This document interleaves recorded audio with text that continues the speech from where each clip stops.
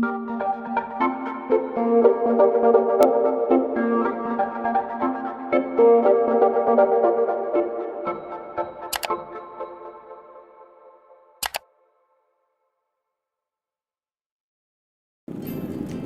umaga mga kapwa ko mag-aalaman. Isang mapagpalang araw sa atin. So, napakainit ng panahon ngayon. Talagang todo na naman ang sikat ng araw. So, ngayong araw, papunta tayo ngayon dun sa farm natin sa Cabinti, Laguna, sa The Big Lip Farm. Para tignan natin ulit yung update dun sa ating greenhouse, saka dun sa ating mga inaalagaan dun na mga hito.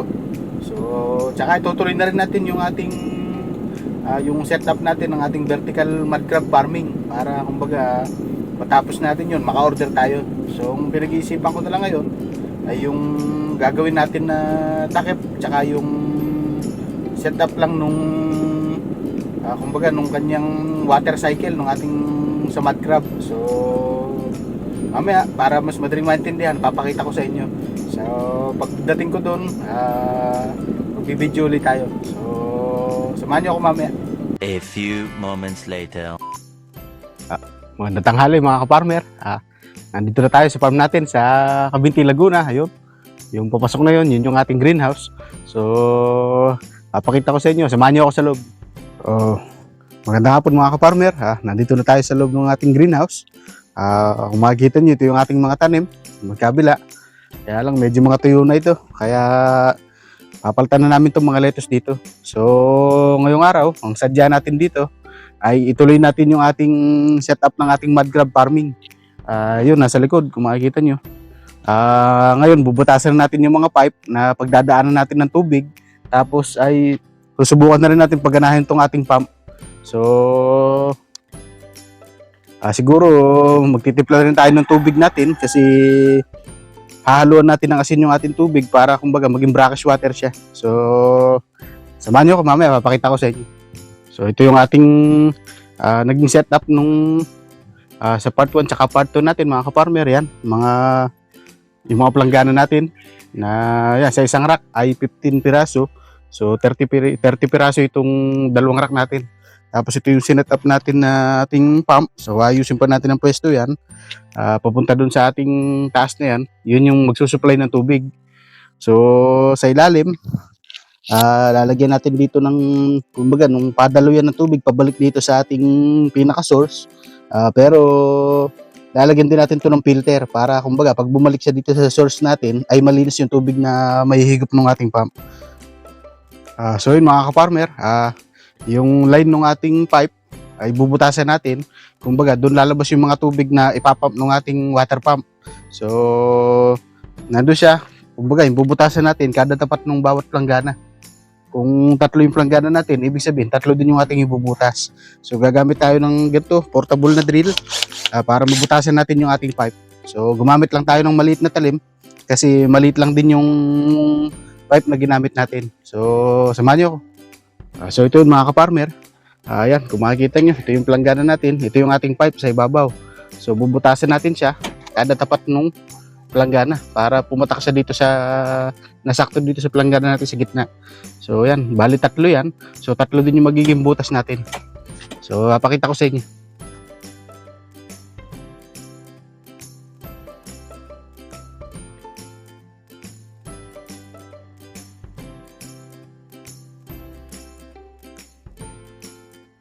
So yun mga ka-farmer, nabutasan na natin itong ating pipe.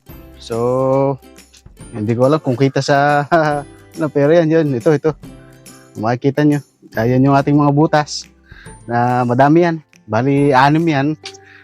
Yun yung dadaluin ng tubig natin kapag binubuo ng ating pipe. So kailangan natin itong subukan kasi kailangan natin makuha yung flow rate niya kasi baka mamaya mas malakas pa yung buga ng pump kaysa dun sa nilalabas niya dito. So magkakaproblema tayo, baka masira yung pump.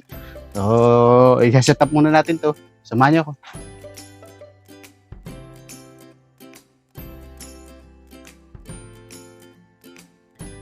So yun mga ka-farmer, na-set up na natin yung ating paglalagyan ng ating mud crab. So ang naisip ko na gawing filter ay yung filter foam. So lalagyan na lang natin ng filter foam yung ating pinaka source, kumbaga yung batya na pinaglalagyan para kumbaga nahasala niya yung dumi. So, magse-search lang ako kung saan nakakabili ng gano'n. At ang isa pang tingin ko na napansin ko ay yung sa temperature ng ating tubig. Kasi kapagka uminit ay umiinit din yung tubig ng ating sa mud crab. So, baka maapektuhan yung mga alaga natin. So, tapos susukatin din natin yung pH level ng tubig kasi ang mga mud crab may required din siya na pH level. So, search lang natin lahat yun para kumbaga may setup na natin to. So, tingin ko hindi natin kayang tapusin pa rin ngayon kasi medyo madami pa palang gagawin kasi yung ang naisip ko na gawing takip ng ating mga palanggana ay kawayan na lang. Kumbaga maglalatag na lang ako ng kawayan, kumbaga parang pabanig ang itsura. Yun yung gagawin nating takip. So sigurado namang hindi na makakatakas doon yung ating mga limango. So yun muna. So yung mga takip na yun siguro sa Quezon Province ko na gagawin kasi doon merong kawayan. At magdadala din tayo ng asin para sa susunod na punta natin dito ay makapagtimpla na tayo. So ngayon tinesting ko lang muna yung pagse-setup natin tsaka yung kung paano gagana yung ating pump at mukhang goods naman tayo tingin ko. So magse-search muna tayo para kumbaga alam natin yung ating gagawin. Ito mga ka-farmer, i-discuss din natin tong ating ito sa ating lettuce. So wala na, mga natuyo na ang ating mga lettuce dahil sa sobrang init. Ang pinaka-napuna ko dito ay umiinit yung kanyang tubig. So sobrang init talaga nitong mga nakaraang araw kaya yan, nilagyan na namin ng ganito ng net shade muna para kumbaga yung ibang buhay pa ay makasurvive. So pero tingin ko yung iba magugulang na rin. Kaya tatanggalin na natin to. Kumbaga magpapanibago na ulit tayong mga tanim kasi nakabili na naman kami ng mga bagong buto. So papakita na lang na uli namin yun kapag nakapagpunla na kami. So yun mga ka-farmer, iikutan lang natin itong ginawang taniman dito sa labas ng greenhouse. Yung mga tanim natin yan, mga mustasa kung makikita nyo. So iikutan natin pati yung mga tanim dun sa may bandang gitna. So samahan nyo ako. So yan mga ka-farmer, ito yung mga tanim na mustasa tsaka yung mga talong na binigay sa atin. So yan, naitanim yan dyan at para lumaki. So itong mga mustasa medyo kumbaga malalaki na siya pero hindi pa siya yung pangkain. Tapos yan, may mga hilera din tayo dyan, kamatis. Nilagyan din natin ng tali. Pati yun, meron din pinya. Ayun, may bunga na isa. So ikutan pa natin. Meron din tayo ditong ampalaya. Ito mga kamatis din tsaka talong. So sayang at na-harvest na yung mga tanim, mga bunga nito.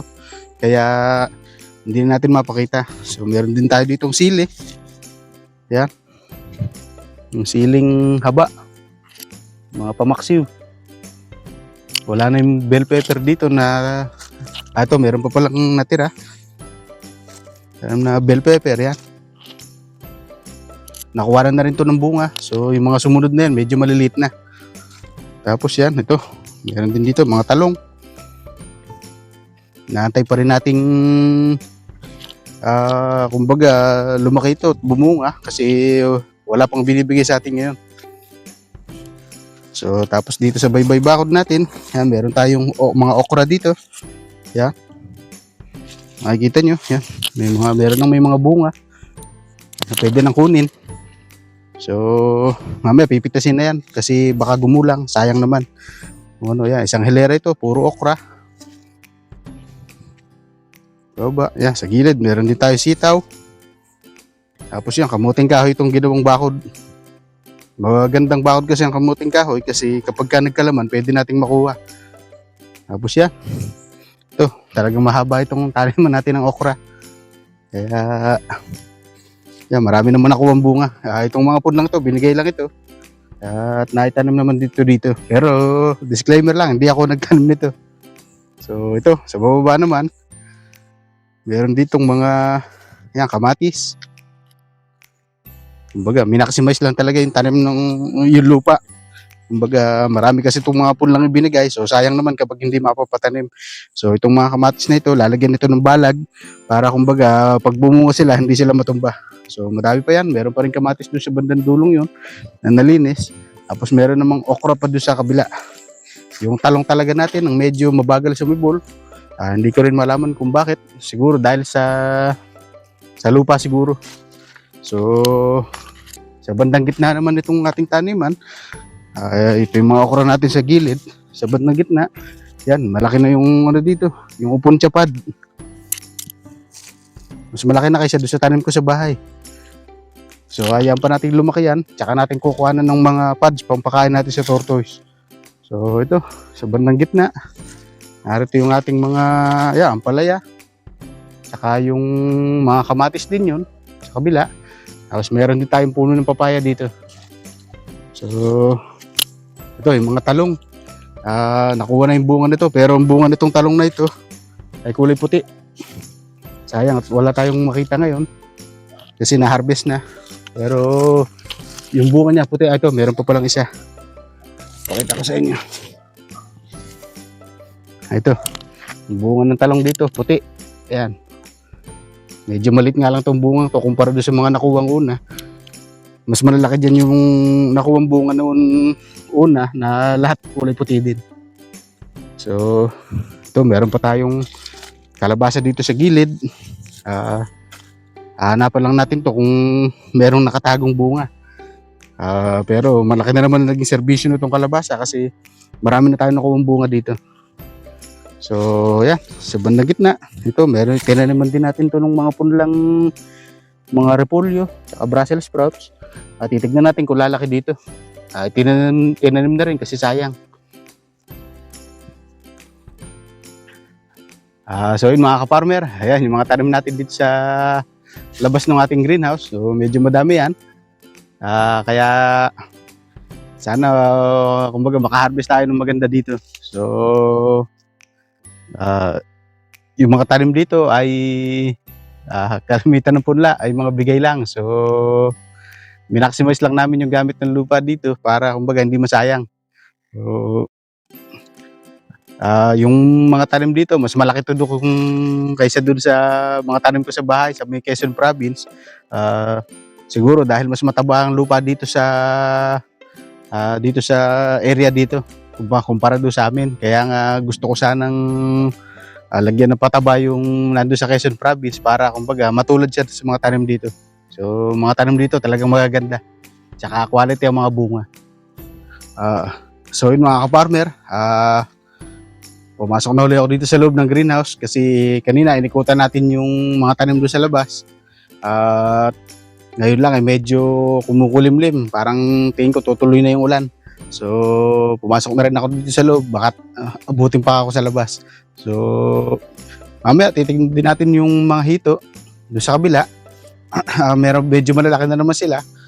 Kumbaga, magbibigay lang tayo ng update kung ano na yung status nila. So, ipapakita ko na lang yun mamaya pag nandun na ako kasi hindi ko rin sigurado kung makakapunta kasi nga baka abutin tayo ng ulan doon. Medyo malayo din kasi yung papasok. So, sa ngayon, dito sa ating mud crab farming ay medyo magkakaroon pa tayo ng part 4 pa. So, sa mga sumusubaybay, pasensya na kayo kasi medyo, kumbaga, kinakapapa natin yung gagawin natin.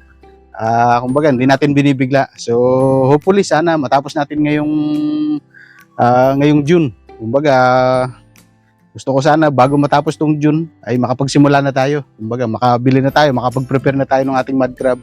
So, medyo umuulan-ulan na naman. Kumbaga, hindi na siya ganun kainit. Siguro naman makaka-recover na kami ng aming mga tanim na lettuce tsaka sa ating mud crab. Kumbaga, nung una kasi pinapangamba namin na baka nga uminit ang tubig, mamatay yung mga mud crab. So, sa ngayon naman, tingin ko medyo kontrolado na natin yung sitwasyon. Kaya, may sasakatuparan natin yung ating mga gustong gawin dito. So, talaga nga lang medyo natatagalan tayo at nangangapa pa. So, hindi rin natin minamadali.